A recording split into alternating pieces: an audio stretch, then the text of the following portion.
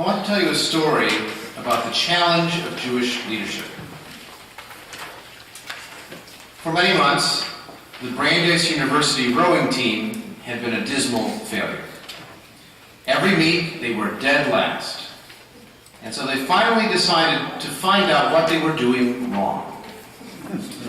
And so the Brandeis University rowing team sent one of their members to watch the Harvard and Yale Regatta, which is in Boston as well, very easy for them to find.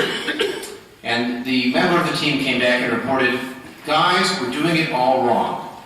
We need 8 people rowing and 1 person yelling."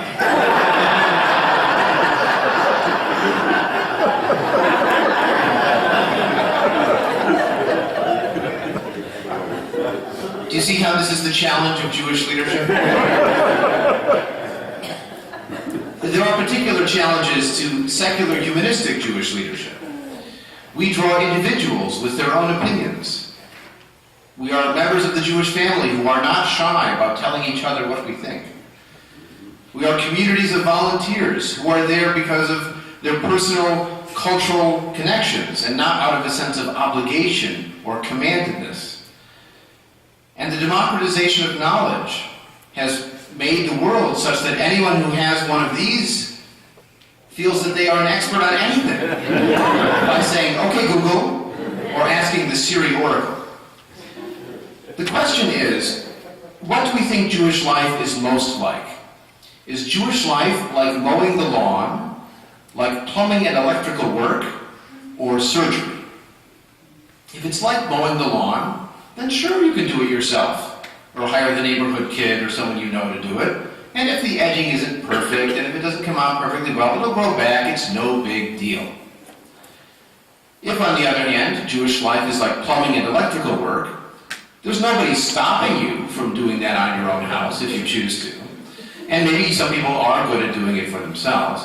But most of us might like someone who has some training and knowledge and expertise to open up that electrical panel or start fiddling around with the pipes. And if it's surgery, I know very, very few people that would accept anybody who received a medical degree on the internet to operate on them. Well, this is the challenge that we face. Because there are those who think you don't need to learn anything more than what you can find on a smartphone to lead a community, to officiate at a wedding ceremony, to teach children, to counsel people dealing with death and dying. And we believe that what we do in secular humanistic Judaism is more than mowing the lawn. It takes experience, it takes expertise, it takes training, and it takes talent. It takes professionals who know what they are doing. 30 years ago, the International Institute for Secular Humanistic Judaism in North America, as its first initiative, began its leadership program. There had been secular Jewish communities for decades, and there had even been secular Jewish leaders who served those communities. The goal, however, was to use weekend seminars and independent reading and practical experience to create a new generation of leaders for explicitly secular and humanistic Jewish communities.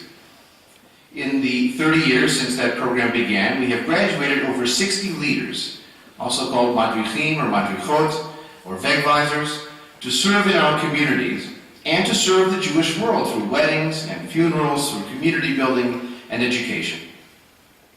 Tonight we celebrate our 3 newest secular humanistic Jewish leaders. All 3 of them have already taken leadership roles in their local communities and in our larger movement. Tonight we celebrate the reality of their learning, their leadership, and their future. Their future and ours as well.